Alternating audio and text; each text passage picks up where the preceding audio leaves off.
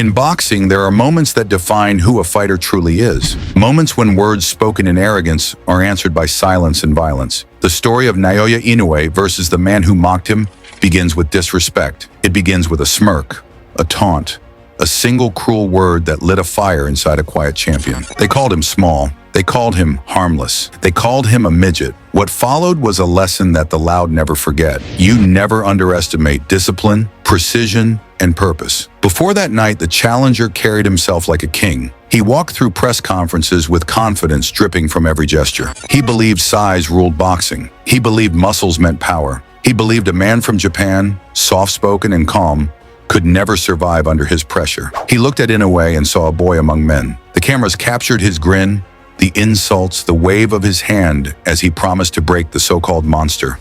But monsters do not roar before the hunt. They wait, they watch, they strike when the time is right. Naoya Inoue heard every word. He never answered. He trained. Day after day in silence, his focus sharpened like a blade. While the bully talked, Inoue perfected every movement, his jab slicing through air, his footwork gliding over the ring floor like a whisper. His coaches saw the change in his eyes. This was not anger. This was calculation. He was preparing not just to win a fight, but to deliver a message that arrogance pays in pain. When fight night came, the arena trembled with anticipation. The lights dimmed, cameras flashed, and the crowd roared for chaos. The bully walked first, swaggering to the ring, feeding on noise. He raised his arms, taunting the Japanese fans, mouthing the same words that had started it all. Then came the calm. Inoue's music began, a slow rhythm, almost peaceful. He entered without expression, eyes forward, gloves steady. He looked not at his opponent, but through him, as if the outcome had already been decided somewhere far beyond human doubt. The bell rang. The first round began like a test of will. The bigger man came forward, throwing heavy shots, trying to intimidate. His punches cut the air, loud but empty. Inoue moved like water, never there when the fist arrived, always close enough to answer. His first jab landed with the sound of truth, then another, then a hook. The crowd gasped. The bully blinked in confusion. The small man wasn't running, he was dissecting. Each round became a study in control. Inoue's rhythm was perfect. Fast hands, flawless distance, timing so sharp it looked supernatural. The bully's face began to show doubt. His breath grew heavy. He tried to talk, to taunt again, but Inoue didn't listen. He spoke only through combinations. Every punch carried a sentence. Respect is earned, not demanded. By the third round, the tone of the fight had changed. The bigger man, once arrogant, was now desperate. His punches turned wild, his defense open. Inoue watched him unravel step by step. This was the psychological part of destruction, the slow peeling away of confidence. Inoue was not rushing to finish. He was teaching. Each missed swing, each counter landed, chipped away at pride until nothing remained but fear. The bully looked into Inoue's eyes and saw no anger, only focus. That was what broke him most. The realization that this man did not hate him. He simply didn't care. Midway through the fight, the crowd began to understand what they were witnessing. This was not just a contest of strength, it was a dismantling. Inoue's punches were poetry written in pain. His body shots echoed like thunder, his head shots like flashes of lightning. The bigger man's guard dropped lower with every round.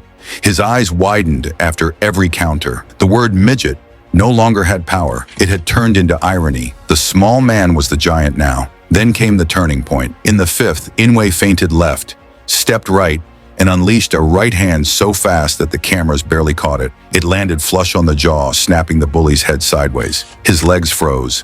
His body staggered. The crowd stood as one. Inoue followed with a left to the ribs that folded his opponent in half. For the first time, the man who called him small looked tiny himself, shrinking under pressure, drowning in punishment. He tried to clinch, but Inoue broke free and continued the assault. The referee hovered close, watching, knowing the end was near. But Inoue was patient. He didn't finish recklessly. He circled, jabbed, broke the rhythm, then exploded again. Each move calculated, each strike intentional. The bully's face was swelling now, his mouth bleeding, his eyes unfocused. Between rounds, he sat on his stool staring into space. The fire gone, the bravado erased. Across the ring, Inoue stood quietly, not even sitting down. His breathing was calm, his gaze steady. He was in control of everything. Himself, his opponent, and the moment. By the seventh round, the bully's corner began shouting encouragement, but it was already over. Inoue moved in like a machine guided by instinct. A sharp right to the body, a hook upstairs, and then a straight punch down the middle. It landed perfectly. The larger man crumpled, his knees hitting the canvas as if pulled by gravity. The referee began to count, but everyone knew it wouldn't matter. The bully stayed down, staring at the floor, the taste of regret heavy in his mouth. The count reached 10. The bell rang. Silence followed. Then the arena erupted. Inoue didn't raise his arms or scream. He simply turned to his corner, bowed slightly, and let the crowd roar. He had done what he came to do, not for revenge, but for truth. He had reminded the world that greatness is not measured by height, reach, or words, but by mastery. The man who was called small had proved that control is the ultimate form of power. After the fight, the cameras caught the contrast. The bully sat slumped, ice pressed to his face, his team quiet around him.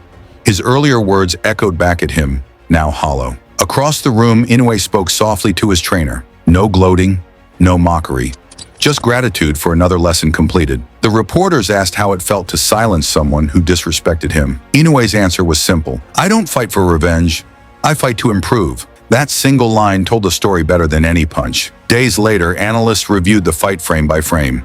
They marveled at the precision, how Inoue's head barely moved an inch out of place, how his combinations landed exactly where they were meant to. They compared him to the greats of history, the masters of timing and rhythm. But what they admired most wasn't just the power, it was the composure. Under insult, under pressure, under expectation, he never changed. He never let emotion dictate action. That is what separates a fighter from a champion. As time passed, the memory of the bully's words faded, but the footage remained. Every replay showed the same story told without sound. The calm man teaching the loud man the cost of arrogance. Fans who once doubted Inoue now spoke of him with respect. Opponents who once joked about his size started to see him as something more than human. They saw him as inevitability, a force that doesn't argue, it arrives. Inoue continued his path through divisions, facing bigger men, stronger men, but never intimidated.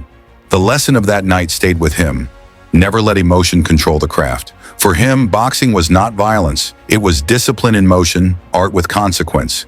He trained the same way he fought, focused, precise, ruthless in execution, but calm in spirit. For the man who called him a midget, the defeat lingered. He spoke in interviews about how he underestimated Inoue, how the punches felt like steel, how he never saw them coming. He admitted that what broke him wasn't pain, it was helplessness. To be trapped in a ring with someone so small, yet so far beyond your reach, is to confront your own illusion. That's the true punishment of arrogance. The story spread beyond boxing. It became a parable for respect. Fans told it as the tale of the quiet warrior who let actions speak. Children watched highlights and saw that greatness does not need to shout. Trainers used his fight as study material. How to keep calm under pressure, how to think when others panic. Journalists called it the night silence roared. But Inoue moved on, already training for the next challenge, uninterested in applause. Because for Naoya Inoue, victory isn't the knockout. It's the mastery of self. It's entering the ring as the same man who leaves it, unmoved by praise or insult. His opponents swing with emotion. He fights with purpose. They come to prove something. He comes to perform perfection. The legend of that night endures because it captures the essence of sport itself. It shows what happens when pride meets preparation, when talk meets truth. The bully believed height and size ruled the ring. Inoue reminded him that precision rules everything. Speed guided by control becomes power. Focus guided by humility becomes greatness. Every time the clip replays, the moment the punch lands, the crowd gasps, the body falls. People feel it, not just the force of impact, but the meaning behind it. That was not rage, it was justice measured in milliseconds. It was the universe reminding everyone that respect is earned through discipline, not demanded through noise. In the years since, Inoue's name has become a symbol. For fighters, it means perfection. For fans, it means excitement. For critics, it means silence. And for bullies, it means warning. Because somewhere in Japan, a man still trains quietly, still sharpens his craft, still waits for the next who will underestimate him. He is not large, but his presence fills arenas. He does not boast, but his record speaks louder than any insult. He does not chase revenge, but his fists deliver truth. Naoya Inoue, the monster who never needed to roar. The night he faced the man who called him small, The world learned a lesson it will never forget. Never measure greatness with your eyes. Measure it with your heart if you can keep it steady while watching a master at work. Because in that ring, under those lights, the so-called midget stood taller than anyone else alive.